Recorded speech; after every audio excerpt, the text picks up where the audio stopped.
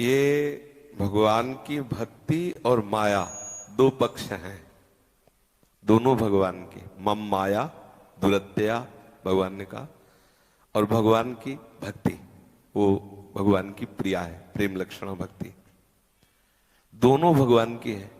और हमारा स्वरूप भी भगवान का अंश, ममई वांसो। और इस खेल में छोड़ दिया, खेल है, एक क्रीड़ा है। ये संसार क्या है? भगवान की क्रीड़ा भूमि है।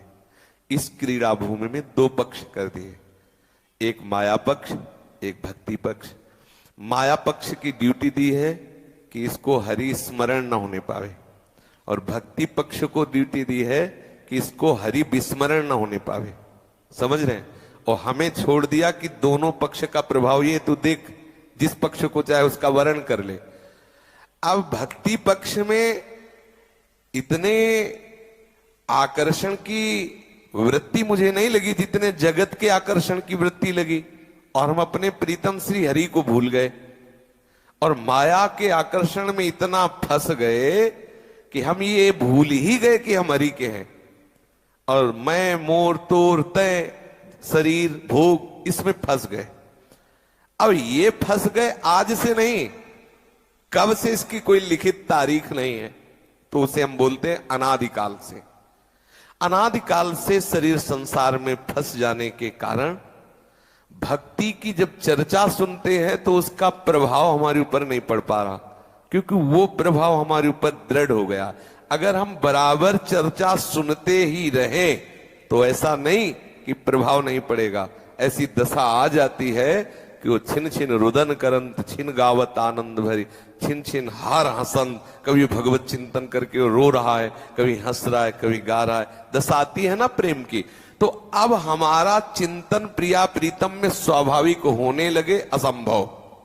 हमें कुछ दिन करना पड़ेगा, क्योंकि स्वाभाविक चिंतन जगत का होता है। इसीलिए भगवान ने कहा अभ्यास योग युक्तेन चेतसा नान्यगामिना। सामने भगवान खड़े हैं और अर्जुन से कह रहे हैं कि यदि आप ऐसा अभ्यास कर लो कि मेरा चिंतन छूटे ना, तो पुरुषम शाश्वतम दिव्यम याति पार्थानुचिंतित, तो दिव्य परम पुरुष परमात्मा को तुम्हें साक्षात्कार हो जाएगा। समझो, सामने प्रभु खड़े हैं, लेकिन कह रहे हैं कि तुम अनन्य चिंतन करो, मेरा अखंड चिंतन करो।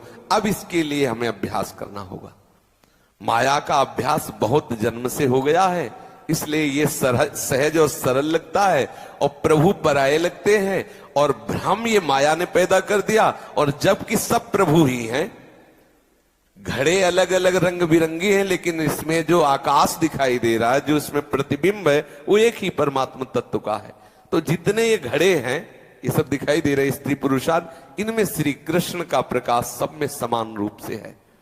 हम वो ना देख पा के नाना प्रकार के नानात्व में फंस गए। इसे मोह कहते हैं, अविद्या कहते हैं, माया कहते हैं, अज्ञान कहते हैं। सत्संग करते हुए जबरदस्ती मन को भजन में लगाते रहे तो धीरे धीरे जैसे जैसे अज्ञान नष्ट होगा, अविद्या नष्ट होगी, भगवान प्यारे लगने लगेंगे। और जहां पूरी माया नष्ट हुई तो केवल भगवान ही भगवान है, माया है ही नहीं, ना थी, ना है, न रहेगी। वो थे, वो है, वही रहेंगे। ये बात अनुभव में आ जाएगी। ठीक है ना? उदास, निराश, हताश, ये हमारी डायरी से हट जाना चाहिए। हमें प्रतिपल उत्साहित होकर के दिखाई नहीं दे रहा, लेकिन मुझे भजन करना है। वो मुझे प्यार कर रहा है, मुझे अनुभव में नहीं आ रहा है, लेकिन इसीलिए गुरु बनाया जाता है कि मुझे तो कुछ पता नहीं। जैसे अभी आपको कहा जाए आप निधिवन जाइए, बड़ा आनंद बरस रहा है, तो आप कहोगे निधिवन कहाँ है? यहीं वृंदावन में। मुझे पता नहीं, तो मैं ये आदमी देता हूं, चले जाओ। अब वो आदमी निधिवन ले जाए चाहे कसाई वाड़े ले जाए, तुम बिल्कुल पैर बढ़ाते चले जाओ, क्योंकि तुम्हें विश्वास है कि ये हमें भेजा गया निधिवन के, और आप विश्वास पूर्वक उसके साथ चले जा रहे हो। नहीं चले जा रहे हो।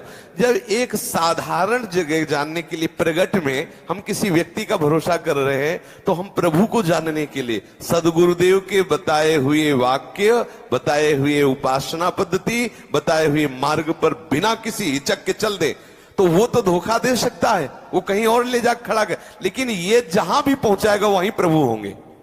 ये जहां भी पहुंच जाएगा वहीं निकुंज हो जाएगा। ये जहां भी पहुंचाएगा वही, क्योंकि वो सर्वत्र सच्चिदानंद में तत्व विराजमान, जिसके लिए आपने कदम बढ़ाया है। अगर बीच वाला धोखा भी करे तो सामने वाला धोखा नहीं होने देगा, क्योंकि सत्य सच्चिदानंद साक्षी है, वो आपको अनुभव करा देगा।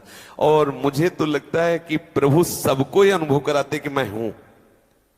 डॉक्टर भजन नहीं करता, लेकिन वो जब आप उससे ज्यादा जोर करो कि ऑपरेशन सफल हो जाना चाहिए, तो वो भी कहता है कि प्रयास हमारा सफल तो भगवान करें। नहीं, वो भजन नहीं करता, वो भगवान की आराधना नहीं करता, लेकिन उसको भी पता है कोई सत्ता, चाहे जितना बड़ा कोई हो, धनी मानी बलवान दंडो दुष्ट गुंडा जो भी कहो, वो भी एक बार समझता है कि कोई है जो हमसे भी परे है, कोई है जो सब पर शासन करने वाला है।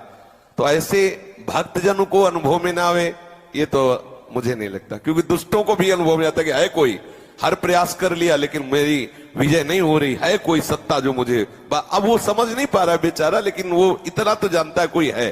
तो हमें प्रभु पर दृढ़ विश्वास करना होगा और फिर इस मार्ग में चलना होगा, तो आप सब रहस्य जान जाओगे भगवान के, और फिर इतने प्यारे लगेंगे प्रभु की आप जी नहीं सकते प्रभु के बिना। थोड़ा दिन धैर्य धर के अभ्यास करते आगे बढ़े।